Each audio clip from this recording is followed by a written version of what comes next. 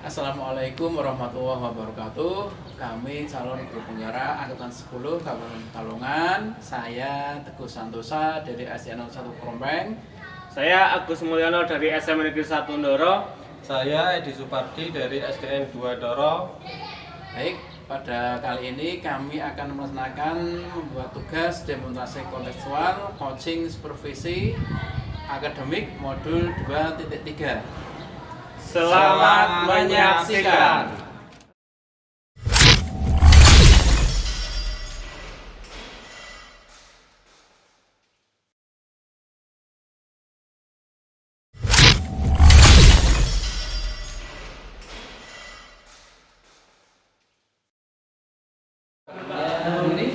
Alhamdulillah sehat, baik Pak Teguh. Iya, hari ini kan kita mengadakan coaching Pak Gus ya. Ye. Baik, gini Pak Gus, sebelum melakukan coaching ada beberapa pertanyaan dari saya.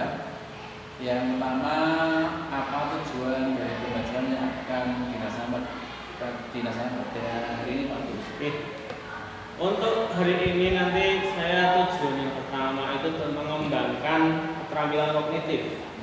Terus tujuan yang kedua itu meningkatkan keterampilan afektif. Dan tujuan yang ketiga itu mengembangkan keterampilan psikomotorik Pak. Iya.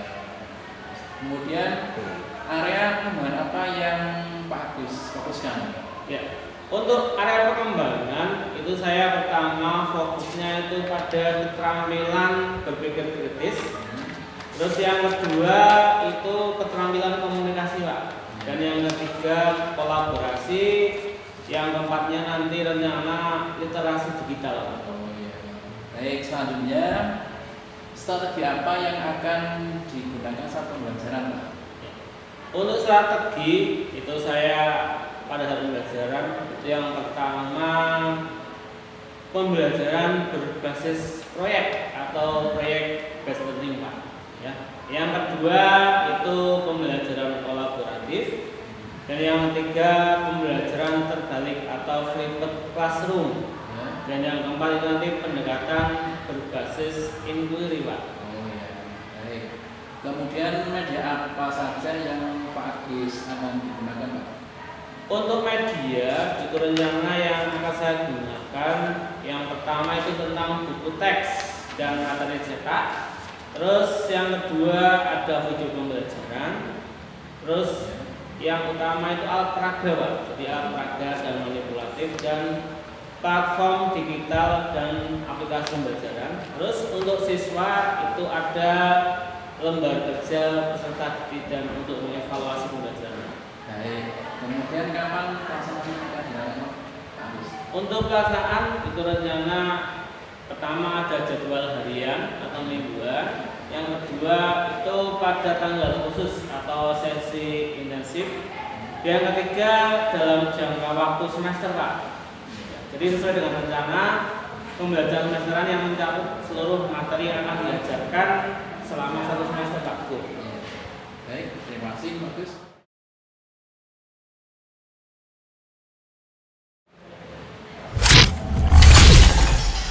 Selamat pagi Pak Edi. Hari ini kita akan melakukan sesi coaching menggunakan metode Petra. Jadi ada beberapa pertanyaan untuk Pak Edi. Ya, terima kasih. Selamat pagi juga. Ya.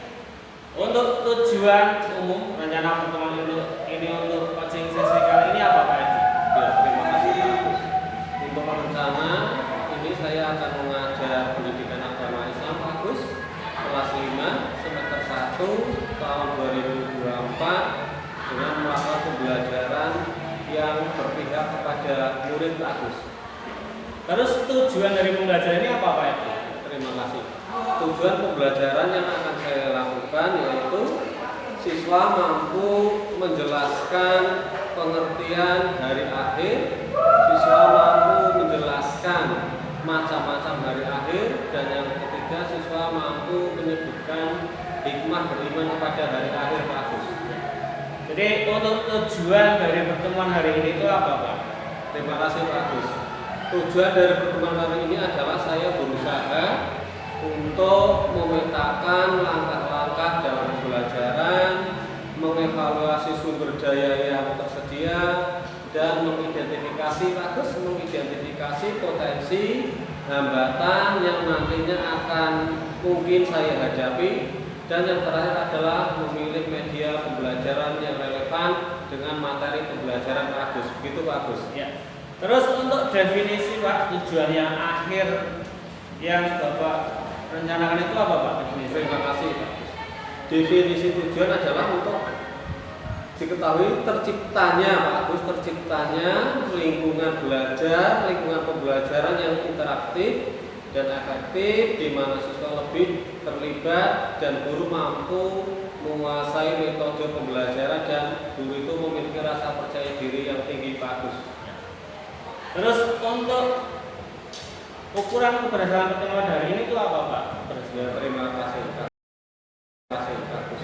Untuk ukuran keberhasilan bahwa siswa itu mampu mendapatkan nilai sesuai dengan KKM Agus, kriteria ketuntasan minimal, itu merupakan ukuran keberhasilan dari pembelajaran kali ini Pak Agus. Ya, sudah bagus Pak Edi, jadi itu bisa dikembangkan dalam pembelajaran. Terus untuk identifikasi pada pertemuan kali ini, sesi coaching ini itu identifikasi pada kesempatan apa yang Pak Edi miliki sekarang Pak? Ya, terima kasih Pak Agus. Yang pertama, saya memiliki kesempatan Pak Agus untuk melaksanakan pembelajaran yang menyenangkan, pembelajaran yang berpihak kepada murid, sehingga murid itu mendapatkan hak-hak pengajarannya Pak Agus. Demikian Pak Agus. Terus dari skala pertama 1 hingga 10, di mana posisi Bapak Edi sekarang dalam mencapai tujuannya Pak? Ya, terima kasih Pak Agus. Kalau skala 1 sampai 10, saya mungkin saat ini berada pada skala 7 Pak Agus. Terus kekuatan Pak Edi dalam mencapai tujuan itu apa Pak? Iya, kekuatan yang saya miliki untuk mencapai tujuan pembelajaran kali ini Pak Agus, saya memiliki pengalaman yang lama karena mengajar sudah 17 tahun, dan itu menjadikan modal bagi saya untuk mensukseskan pembelajaran kali ini Pak Agus. Ya. Terus peluang atau kemungkinan apa yang Pak Edi itu bisa ambil Pak? Ya, terima kasih. Yang saya ambil dari sebuah peluang yaitu saya akan melaksanakan pembelajaran Pak Agus, pembelajaran yang menyenangkan, yang berpihak kepada murid, dan murid tidak merasa tertekan, sehingga anak merasa senang ketika mengikuti pembelajaran yang saya ampu Pak Agus. Demikian. Ya. Jadi pada sesi coaching ini ya, terus rencana aksi Pak Edi yang akan diterapkan pada tujuan kali ini itu apa Pak? Ya, terima kasih Pak Agus. Rencana aksi yang akan saya lakukan adalah Pak Agus, yang pertama yaitu merencanakan, menyusun modul ajar dengan langkah-langkah serta memilih metode pembelajaran yang tepat Pak Agus, sesuai dengan materi pembelajaran yang saya ambil. Jadi antara materi dan metode, antara media pembelajaran itu sinkron Pak Agus. Adakah prioritas Pak dari Pak Edi? Ya, tetap ada Pak Agus. Prioritas utama saya Pak Agus yaitu meningkatkan keterlibatan siswa dalam pembelajaran saya di ruang kelas Pak Agus. Terus strategi apa yang diterapkan Bapak mengembangkan coaching ini? Ya, terima kasih. Strategi yang saya lakukan adalah saya berusaha Pak Agus untuk melaksanakan pembelajaran yang interaktif kepada siswa dan melakukan evaluasi secara berkala Pak Agus, dan dapat saya mengukur efektivitas metode pembelajaran yang saya gunakan di dalam setiap pembelajaran Pak Agus. Terus bagaimana jangka waktunya Pak Edi? Ya, terima kasih. Jangka waktunya seperti biasa Pak, seperti saya mengajar di kelas, yaitu 35 menit kali 4 jam pertemuan. Dalam sesi coaching ini ya Pak, ukuran keberhasilan rencana aksi Pak Edi yang dengan itu apa Pak? Ya, terima kasih. Ukuran keberhasilan menurut saya yaitu Pak cuma satu, siswa mampu mencapai kriteria ketuntasan minimal, dan yang terpenting itu Pak, anak memiliki sikap yang baik Pak. Itu antara KKM, ketercapaian KKM, dan siswa memiliki sikap yang baik. Rencana kapan Pak yang akan memulai itu? Ya, minggu depan Pak Agus. Minggu depan, insya Allah minggu depan. Bagus Pak Edi. Terus pada tanggung jawab Pak. Ya. Jadi pada sesi coaching ini komitmen Pak Edi terhadap rencana aksi itu apa Pak? Ya. komitmen saya ingin melaksanakan, Pak Agus melaksanakan pembelajaran yang menyenangkan, yang telah direncanakan dapat berjalan dengan baik, Pak. Selain itu, saya juga berusaha untuk melakukan evaluasi penyesuaian yang diperlukan dengan tujuan yang telah ditetapkan saya di modul ajar saya, Pak. Gitu, Pak. Oh, iya. Kira-kira kapan Pak Edi memulai menjalankan aksi ini, Pak? Iya. Seperti tadi sudah saya sampaikan, saya akan memulai aksi saya ini minggu depan, Pak Agus. Jadi siapa saja Pak yang akan membantu Bapak dalam menjaga komitmen ini, Pak? Yang membantu saya serta yang menjaga komitmen ini adalah rekan kerja, Pak. Guru, kepala sekolah itu menjadi harapan saya untuk bisa membantu saya untuk menjaga komitmen ini, Pak. Untuk menjaga komitmen ini, Pak. Ya. Jadi seberapa yakin Pak Edi dengan keberhasilan rencana aksi ini, Pak? Saya sangat yakin, Pak Agus, karena saya sudah mempersiapkan dengan matang, dengan seksama, dengan metode yang tepat, metode pembelajaran yang tepat. Harapannya pembelajaran ini dapat tercapai dengan maksimal, Pak Agus. 80 sampai 90%, Pak Agus. Harapan saya itu. Sudah bagus, Pak Edi. Jadi adakah keraguan yang masih ada pada Pak Edi? Iya, keraguan itu selalu ada, Pak. Setiap kita mau memasuki kelas, bisa saja hambatan-hambatan itu bisa terjadi di luar teknis, Pak Agus. Misalnya listrik mati, padahal kita sudah menyediakan proyektor, LCD untuk memutar video pembelajaran. Juga bisa karena ada kebisingan, Pak. Hujan, lebat itu ruangan menjadi sangat petang dan tidak mendukung untuk kegiatan pembelajaran. Demikian, Pak Agus. Ya. Terima kasih Pak Edi, sudah menanyakan dari sudah bagus semuanya.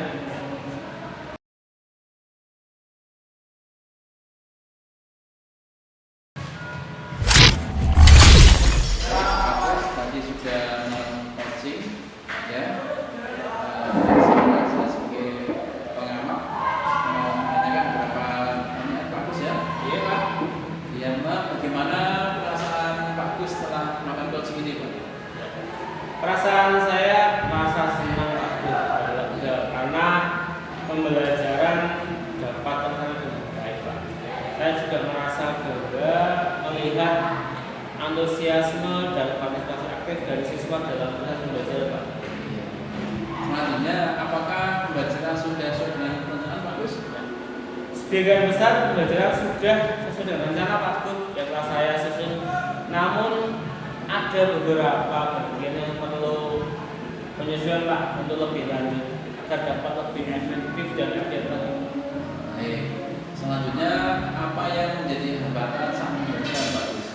Untuk hambatan yang saya temui itu antara lain keterbatasan waktu untuk mendalami beberapa materi. Ya. Jadi kurangnya fasilitas yang mendukung dalam proses belajar mengajar, terus adanya beberapa siswa yang kesulitan untuk mengikuti pembelajaran, Pak. Jadi karena banyak berbagai alasan dari siswa seperti perbedaan tingkat, kemampuan dan motivasi belajar yang rendah.